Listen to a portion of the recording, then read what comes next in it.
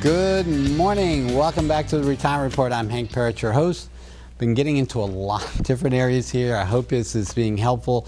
You know, I've had clients come in, new clients in particular, when they come in the first time and they're saying, you know, sometimes there's a lot of information there and it's hard to keep up with.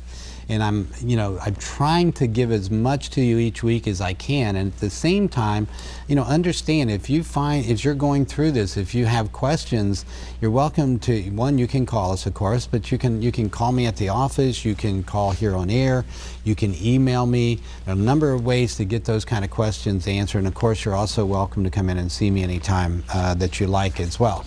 And you can schedule that through my office. One of the things when it comes to this kind of planning is it does get complicated. There's a lot of rules, and it's how to use these to your advantage is the key to getting the most out of it. You know, we were just talking about the conventional wisdom was that you would take this bucket approach of using my taxable dollars, then my tax deferred, and then my tax free. And what that would do is it would reduce your taxes in early years, but in later years, your taxes would gradually go up. And now if you ran completely out of money and you get to that tax-free bucket, then they would go back down again. However, we can smooth that out, and in doing so, we can reduce the overall taxes that you'll pay in your lifetime through all these alternative approaches, okay? So one of those being Roth strategies is understanding how that works. So which accounts do you spend first? Well, this is where we take some of the tax dollars, but now we may take some Roth money or some traditional money, convert it over to Roth in the low tax years, and then spend tax deferred money again back to that until depleted, and then you've created more tax exempt or tax free money by doing that. Now that strategy, this alternative approach, doesn't mean that it's an all or nothing thing. So when we think of Roth conversions as an example, understanding in this example, Jill converts $100,000 from her IRA to a Roth IRA. Well, she's going to have to add $100,000 to her income, and that conversion then is going to be taxed at whatever ordinary income tax rates are for her. So a better strategy is what we call filling up the bracket. All right, in this example now, by that, filling up the bracket is a Roth IRA conversion strategy where we're looking at whatever tax bracket you're in. So let's say you're in a 12% bracket. So for a married couple age 65, that's going to be approximately $103,000, $104,000 a year. If you're under that, then you're going to just be in that 12% bracket, which means, let's say your taxable income in retirement with Social Security, maybe pension, whatever, is maybe $60,000, $70,000 or less. And then we can take taxable dollars and we can make up make up your income needs, but we can also then convert, so we're not increasing, in other words, the amount of tax you're paying. We're not creating additional taxes or taxable income if we were taking money out of an IRA. So then we can do a conversion, and we can say, well, I've got 30 or 40 or 50,000, whatever it might be, that I can convert and only pay 12% tax. Now the benefit of that is in 5 years, the tax code is going to sunset, right? And what that means is we're going to have higher taxes. They're going to go back to what they were before the tax cuts, which means the next bracket up, that 22% bracket, is going to become 25. Now here's what that also means. If you were doing all taxable in a year, you didn't do these Roth, you're taking advantage of these Roth conversions so you can just pay 12% tax, because when that, in later years, when you're taking from those tax deferred accounts to make up the difference of what your income needs are, it can push you into a higher bracket. Same thing with required minimum distributions. They can push you into a higher tax bracket. And what's that mean? Now we're in a 25% bracket. So what we want to do to avoid that is maybe doing these Roth strategies, and that can help us then reduce the amount of money that we have still in the tax deferred accounts. So here's what it looks like. If I've got an IRA, and in that IRA, I've built it up to $500,000 or $1 million or somewhere even higher than that. Let's say $1 million for an example. Easy math for me. So then when I take Social Security, or excuse me, when I take required minimum distributions at age 70 and a half, I'm going to have about $37,500 that I'm going to take in that first year, and that amount is going to go up. Now, if that amount of RMD pushes me up a bracket, Okay, that's where I get in. I could potentially get into trouble. Now I'm going from a 12% up to a 25, what will then be a 25% bracket. I'm going to be paying double the tax that I would pay if I paid it today.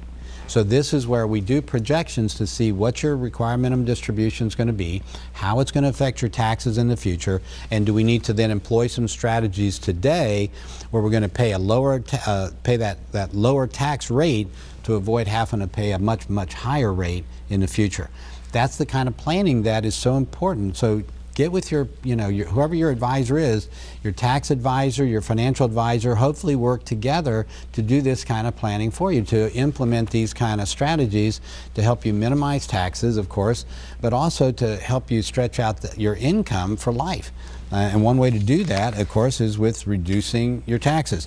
Now let me show you this bucket strategy real quick. This is called filling up the bracket on this Roth strategy. So that's what I was describing. You can see before the conversion what the tax brackets were on that top line. So before the conversion, how much was being paid in taxes, and then after the conversion, how we basically are, by converting money to fill up the 22, we avoid the higher brackets later. And this is one of the things we do is doing an analysis for you is and again, your advisors, should hopefully be able to do the same kind of planning for you. When it comes to if you've got an investment advisor or a financial advisor, as well as and the two are not necessarily, there's two different definitions there. An investment advisor is one that is just helping you with your investments, right? Maybe maybe you're going through a Vanguard, or maybe you have a broker through a Raymond James or an Edward Jones or something, and all they do typically is that they're just helping you with how to invest your money, which mutual funds to select, for instance, and how to do that kind of planning. Ideally, a comprehensive financial planner, though, that's just going to be one area that they're going to deal with. They're going to be looking at how the effect of your investing also impacts everything else, of course, including taxes. And hopefully your tax person and your investment person work together, and you don't just have an investment advisor, but a financial advisor, someone that's going to be able to help you with all these other areas, Social Security and Medicare, the estate planning piece, IRA mastery, talking about retirement accounts and how to use these different strategies, both pre-retirement and in retirement, to make sure your money lasts. All of that is part of it. So when we're looking at Roth strategies, it's just one of many strategies that can be employed to help you minimize taxes and stretch out your income to get the most out of it. And here's another important part. We talk about risk of retirement all the time. When it comes to retiring, and this is where on the investment side of things, we got to stay ahead of inflation and taxes. And how do we do that? How do we make enough on our money to make sure that as our cost of living goes up, that our income keeps pace with it, right? That it, in fact, outpaces it ideally, and is enough to pay the tax that's going to be generated as well. One way to do that, minimize taxes, right? Another way to do that is how to safely get the returns we need in a stable manner, meaning that we want that income stable. We don't want big fluctuations in income. That's going to create problems for us as well, not to mention maybe keep us up at night. So this is all part of comprehensive planning. Again, hopefully you've got someone. If you don't, give my office a call, 615-376-5325. One last time for the first 10 callers to my office at 615-376-5325. Would you like to have that kind of planning done? Would you like someone that can help? And if you don't have, as far as, I don't know who does your taxes, or if you do them yourself, you've seen Dr. Friday on the show, I can bring her in to help us with any kind of tax planning or tax preparation issues you may need help with. Estate planning attorneys, you've seen Jack, you've seen Russ Cook on the show as well. I can bring them in to meet with you and talk to you about estate planning. All of this at no cost as a part of their offer here. So for the first 10 callers, if you'd like to get that kind of comprehensive planning, that team approach where we bring in other experts to work with us to help with getting your plan designed for you, There's the number, 615-376-5325. Tess is standing by. She'll get your information. She'll send you out a checklist of things to bring to your appointment with me. And when you come in to see me, I'll give you a free copy of my book, 7 Steps to Financial Freedom in Retirement. And I cover a lot of the planning things, and that's basically, when I wrote that, it was about my planning over the last almost 30 years now of helping thousands of clients over the years, and it can help you with those same things. And so again, we're going to take another break. And then we'll get them back, and I'll finish up here for you and show you some things, hopefully share a couple more strategies before we're done. Join me here. We'll be right back on the Retirement Report.